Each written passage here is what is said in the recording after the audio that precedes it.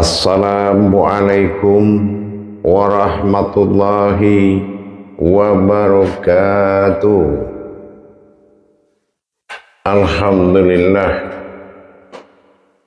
alhamdulillahi rabbil alamin. Assalatu wassalamu ala asrafil anbiya'i wal mursalin sayyidina wa maulana Muhammad. Ashhadu an la ilaha illallah wa ashhadu anna Muhammadar Rasulullah. Allahumma salli wa sallim wa barik wa karim ahzanul nabiyil karim. Ihdinil lazi min jamalika wa innal lazi min jalalika wa innahu min kitabika. Wa tahirin wal mujahidina amma ba'du, ibadallah wa ittaqullah. Bersyukur kita kehadirat Allah dengan mengucapkan alhamdulillahi rabbil alamin di atas segala limpahan karunia rahmah dan hidayahnya, serta dengan izinnya juga kita dapat menjalankan amanahnya, beramal dan beribadah zahir batin dunia dan akhirat. Bersalam kita tak akan pernah terlupakan. Marilah sama-sama kita sampaikan puji dan salam kita kepada junjungan kita Nabi Allah, Nabiul Akhirul Zaman, Rasulullah Muhammad sallallahu alaihi wasallam. Atasnya kalimahnya kita kalamkan dengan membacakan Allahumma sholli ala sayyidina Muhammad wa ala alihi sayyidina Muhammad.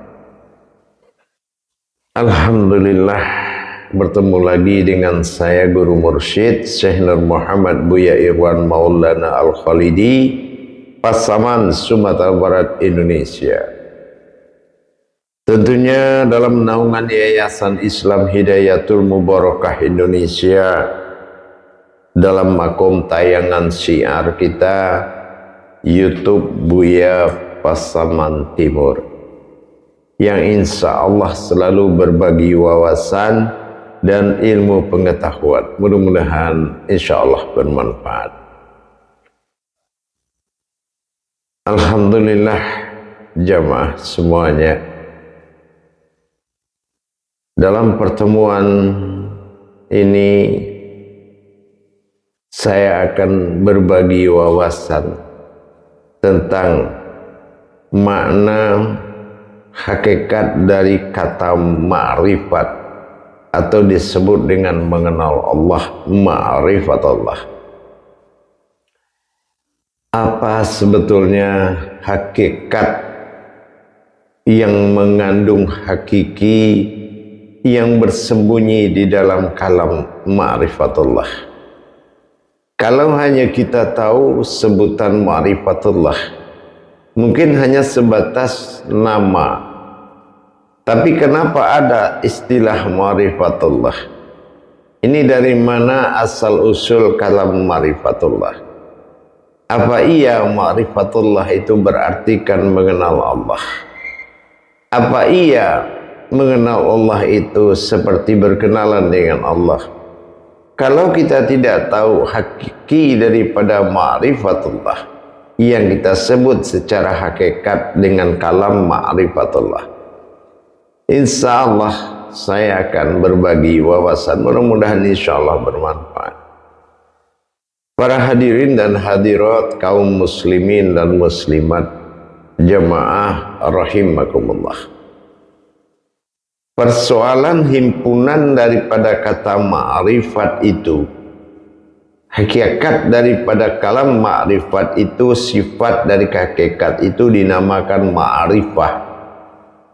Ma'rifah ini pengenalan kerahasiaan Allah. Kalau ma'rifat itu adalah nama suatu asma yang disebut dengan kalam melihat. Kata melihat dan ma'rifah adalah memandang. Ma'rifat dan ma'rifah ini kalau kita tidak bisa menempatkan, ini akan berarti hanya melihat saja. Adakah mampu sebuah melihat tanpa adanya wujud memandang? Jadi dengan demikian, kita harus memahami apa yang dikatakan ma'rifah. Ma'rifah ini adalah kajian hakiki pengenalannya.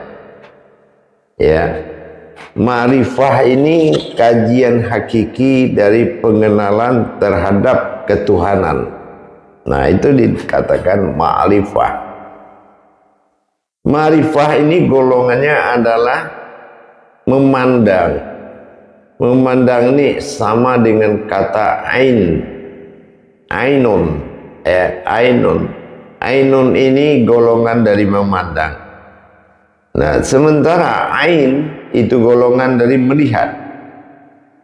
Nah, jadi kalau kita bisa membedakan mana yang dikatakan memandang, seperti apa memandang itu, dan seperti apa yang dikatakan melihat itu, ya. Apakah memandang ini sudah termasuk cara memandang atau siapa yang memandang?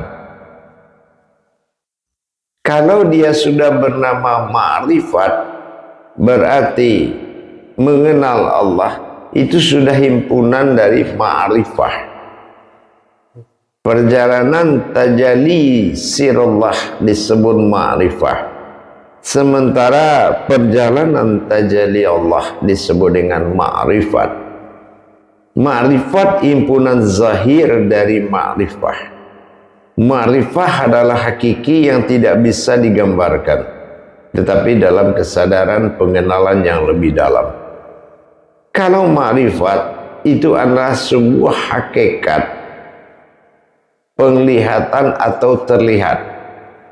Pernyataan terlihat inilah setelah melihat, tentulah kita tahu yang kita lihat ini adalah sesuatu yang dipandang. Pandangan yang dimaksud di sini adalah kita memandang hakikinya di dalam melihat sebuah ma'rifat. Ma'rifat sudah diterangkan dalam suatu kajian terdahulu, yang mana ma'rifat turun ke bumi artinya wujud ma'rifat terlihat. Ada sesuatu yang terlihat turun ke bumi. Jadi orang ma'rifat itu kita akan kaji satu-satu ya. Kalau kaji ma'rifat adalah kodrat zahirnya ma'rifah. Nah, kita lihat zahirnya ma'rifat dulu. Ma'rifat itu bukan siapa yang berma'rifat atau apa yang dima'rifatkan. Ma'rifat ini adalah sebuah ainun sabitah. Ainun sabitah adalah pengenalan hakikatnya Allah yang dihalalkan. Nah, jadi kalau ainun sabitah ini adalah suatu himpunan penglihatan untuk melihat yang tidak terlihat. Penglihatan dan terlihatnya sebuah wujud pandang, ini yang disebut dengan hakikinya atau pelitanya dari melihat, yaitu memandang. Yang dipandang ini siapa? Hakikinya adalah diri jauhar, diri awal di alam jauhar, alam kosong. Dikatakan kosong, dia ada. Kalau tak ada, bukanlah kosong namanya. Dan ini yang dinamakan antara perbuatan ma'rifat pada tujuan sukun dan ma'rifah pada tujuan kabir. Artinya batin awal dengan batin usul itu berbeda. Ya, ini yang dikatakan ma'rifat. Ma'rifat adalah pengenalan suatu zahirnya ma'rifah, yaitu hakiki. Jadi kalau kita sudah melihat dan memandang sesuai dengan kajian apa yang melihat dan siapa yang dia pandang, apakah yang mandang itu yang melihat? Jadi bukan seseorang yang melihat, bukan seseorang yang memandang, tetapi pandangan itulah yang melihat penglihatan itu. Nah, ini kajiannya Tuhan. Kalau kaji Tuhan tidak ada pelaku. Pelaku dari Tuhan adalah aku. Aku adalah ketunggalan. Jadi kalau kita bicara ma'rifah dan ma'rifat, sama artinya kita bicara tentang hakiki dan hakikat. Hakiki dari penglihatan adalah pandang. Pandang ini memiliki pelita khusus. Pelita rahasia dinamakan jauhar. Karena kekuatan jauhar adalah kekosongan yang paling suci di atas yang suci. Ini dinamakan dengan sifat Ruh Kudus, kekudusan atau kesucian. Nah, ini dinamakan suatu nur kudus. Apa yang dikatakan nur kudus? Kesucian yang diperlihatkan oleh yang maha suci. Nah, ini maha sucinya adalah jauhar. Jauhar ini memiliki nur kudus yang bisa memperlihatkan yang tidak terlihat. Ini proses. Kalau kita belum sampai kepada tahap begini, ini belum ada istilah kata ma'rifatullah itu. Ya, ma'rifatullah itu akan terbentuk setelah sempurnanya zahirnya Allah, zat yang terlihat. Jadi kita berhenti dulu bercerita tentang penyembahan. Karena dari awal adalah masih ada di atasnya namanya usul. Jadi kalau kita bicara usul, itu bicara terlepas dari siapa yang memandang dan siapa yang dipandang. Nah, ini dikatakan memandang dan melihat. Sesuatu yang kita lihat adalah yang kita pandang di dalam yang kita lihat. Kalau tidak ada pandangan terhadap sesuatu yang dilihat, ini orang ini atau sesuatu atau seseorang itu belum mencapai kesempurnaan.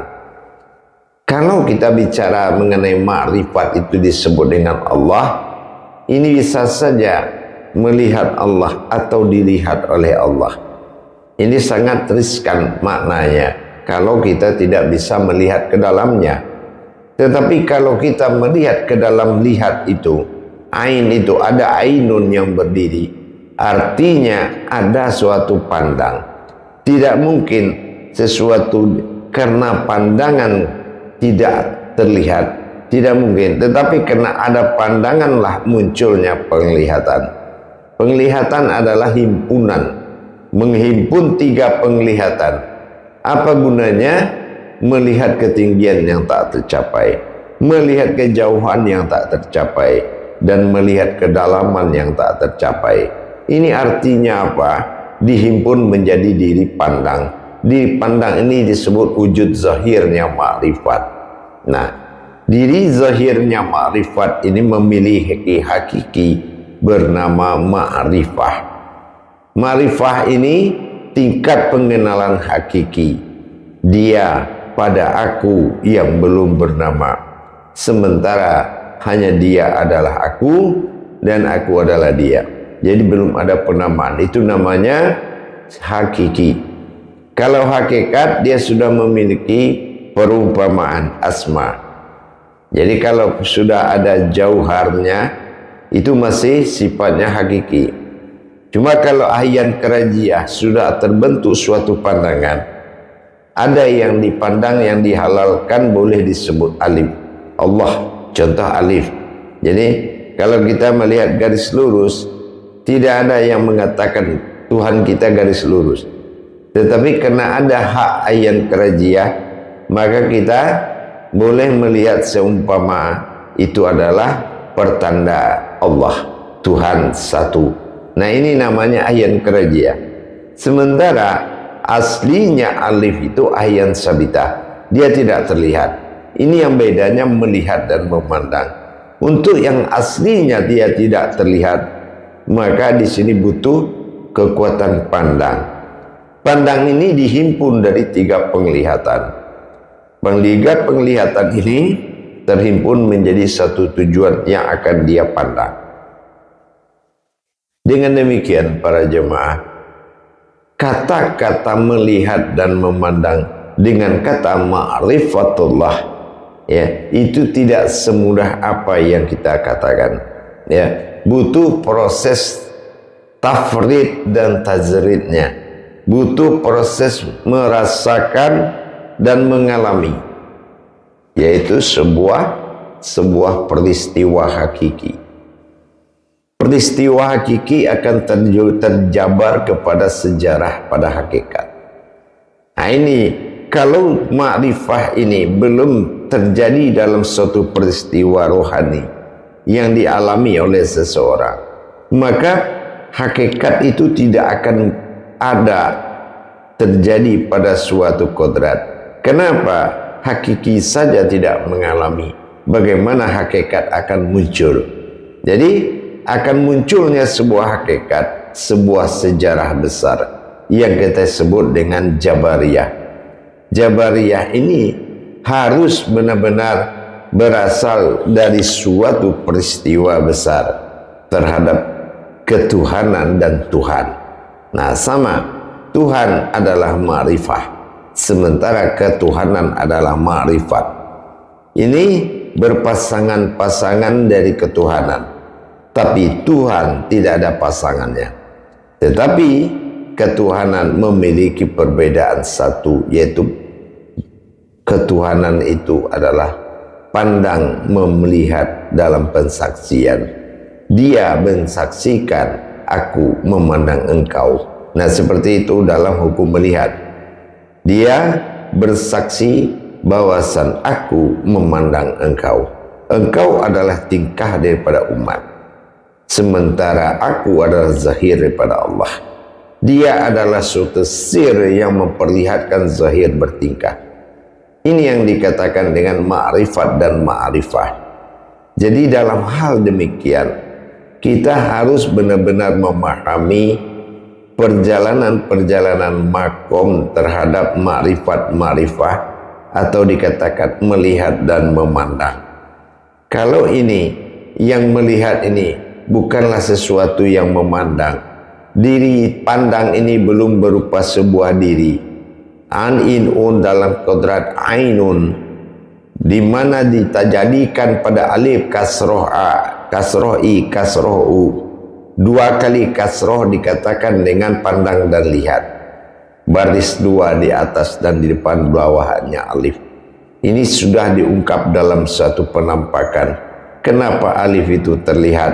Karena disitulah jauhar menimbulkan suatu nur kudus yang memperlihatkan, yaitu ainun sabitah, diri pandang, yang mana diri pandang itu memunculkan penglihatan untuk melihat yang tidak mampu dilihat. Inilah gunanya.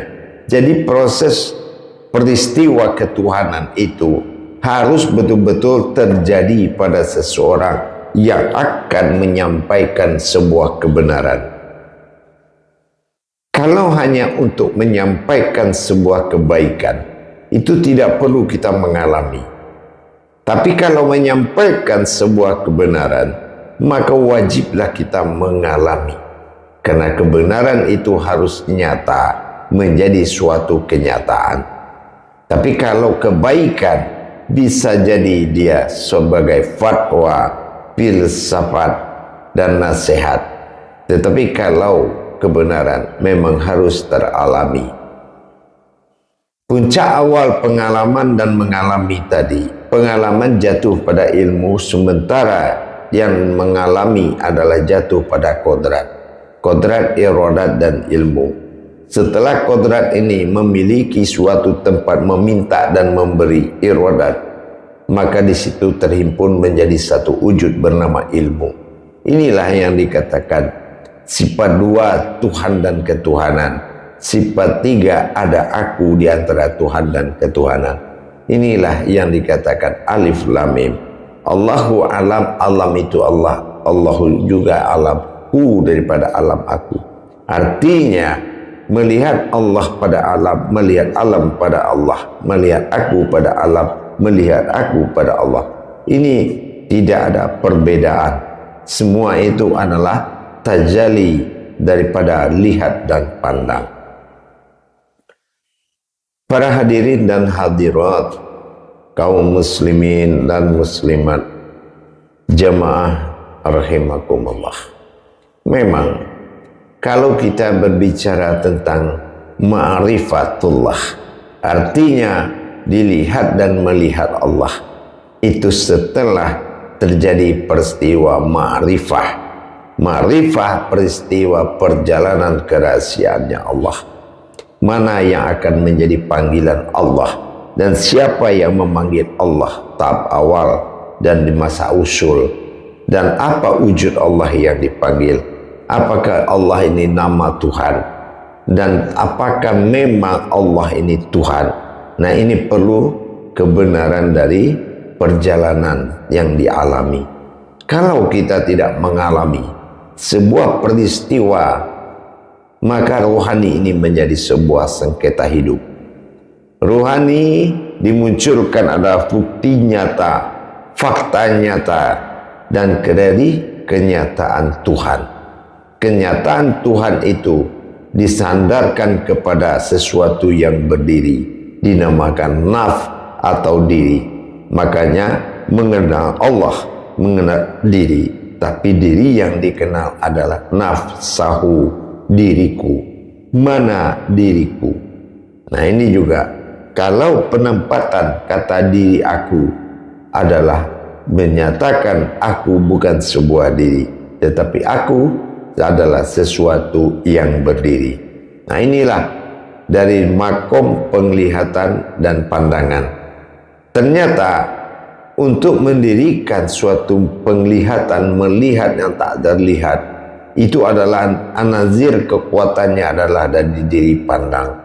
Kalau pandangan ini belum bekerja dan berwujud dan mewujudkan penglihatan, bagaimana bisa penglihatan itu bisa menembus sesuatu yang tak mampu dilihat akan nyata pada penglihatan? Sebelum penglihatan itu nyata awalnya. Kalau sudah nyata penglihatan tadi, maka tidak ada lagi yang tersembunyi yang tidak bisa dilihat. Inilah kerja pandang. Aku yang memandang dia dan dia yang melihat aku. Nah, inilah perbedaan daripada kata ma'rifat dan ma'rifah. Jadi kalau kita belum mengalami proses ma'rifah, bagaimana bisa ada kata ma'rifat? Ma'rifat sudah terwujud daripada ainun sabitah, diri yang berdiri. Orang ma'rifat bukan orang melupakan diri, bukan orang melupakan siapa dirinya, bukan orang yang kusuk kepada siapa diri, tetapi ma'rifat itu adalah sewujud diri yang diturunkan di tengah-tengah kesibukan dunia. Jadi kalau diri ma'rifah, diri pandang ainun sabitah adalah utusan Allah, manusia yang ada di lingkungan manusia yang tidak manusia. Nah, inilah kodratnya. Jadi dikatakan dia tidak berurat, tidak berdarah. Inilah dikatakan diri pandang ainun sabitah, yang dilihat seumpama Muhammad yang berbentuk zahirnya Allah, disebut dengan ayan karajiyah. Ini yang dikatakan pandang dan lihat. Jadi kalau kita sudah bisa memahami apa itu pandangan, apa itu penglihatan, maka kita sudah bisa melaksanakan. Di saat kita melihat, sesungguhnya kita telah memberikan penglihatan itu kepada sesuatu yang memandang.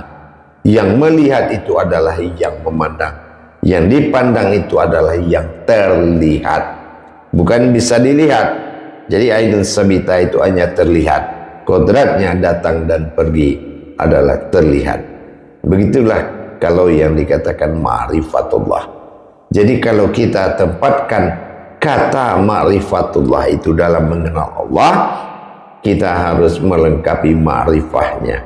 Mengalami pada peristiwa pengenalan, baru muncul zahirnya ma'rifah, dikatakan ma'rifat. Ma'rifat adalah ain sabitah, wujud pandang menjadi diri yang turun ke muka bumi. Bukan memisahkan yang tidak bagus, bukan mencari yang bagus, tetapi ada di antara itu semua. Ma'rifat tidak tersentuh oleh apapun. Begitu juga dengan iman dan ilmu. Iman dan ilmu harus di dalam kodrat ma'rifat, bukan bermakrifat kepada iman, bukan bermakrifat kepada ilmu. Inilah ma'rifat. Ma'rifatullah, mengenal Allah. Pasti kita berwujud diri. Pasti kita melihat diri. Pasti kita memandang diri. Ini yang dikatakan mengenal dan melihat. Mengenal Allah adalah orang yang telah melihat Allah. Melihat Allah dalam arti kata adalah dapatnya zahir Allah, berwujudkan akan Muhammad dan bernapaskan akan aku. Ini yang dikatakan kodrat Allah. Allah bukan sebuah kodrat, tapi ada kodratnya Allah. Inilah yang dimaksud tingkatan muslimmu harus ditingkatkan dan ditinggikan. Menjadi pandangan lebih baik daripada memandang. Menjadi penglihatan itu lebih baik daripada hanya bisa melihat. Bisa melihat dan bisa memandang, hanya pandangan itu yang melihat penglihatan sendiri. Memang suatu yang sangat sulit menerima kenyataan, yaitu melihat penglihatan itu sendiri. Dan penglihatan itulah diri pandang yang terlihat. Insya Allah, mudah-mudahan tidak ada lagi yang merasa bermakrifat. Harapan kita menjadilah kodrat makrifat itu. Ma'rifatullah tidak lepas dari pengenalan diri yang berkodrat akan asmanya Allah, berhusna kepada sabitahnya Allah, dan terlihat dalam ayat kerajaan. Dan hakiki pelitanya adalah jauhar basita di dalam nur kudus yang memperlihatkan yang tak terlihat menjadi terlihat. Insya Allah mudah-mudahan bermanfaat para hadirin dan jamaah kaum muslimin dan muslimat dimanapun berada. Mudah-mudahan kita selalu berbagi. Jangan berkata sebelum berbuat, tapi katakanlah apa yang sudah kamu alami dalam perbuatan yang nyata. Insya Allah Islam tauhid. Jangan lepaskan tauhid dalam Islam. Tidak ada Islam tanpa tauhid. Makanya bertauhid itu lebih awal. Tauhid itulah yang berma'rifatullah. Bukan setelah kita Islam baru ma'rifatullah, tapi sebelum Islam itu didirikan. Islam adalah batin diniyah yang hanya bisa dipakai oleh ruhaniyah. Barakallahu ya karim, ya rahman, ya rahim. Akhirul kalam. Wabillahi taufiq wal hidayah. Wassalamualaikum warahmatullahi wabarakatuh.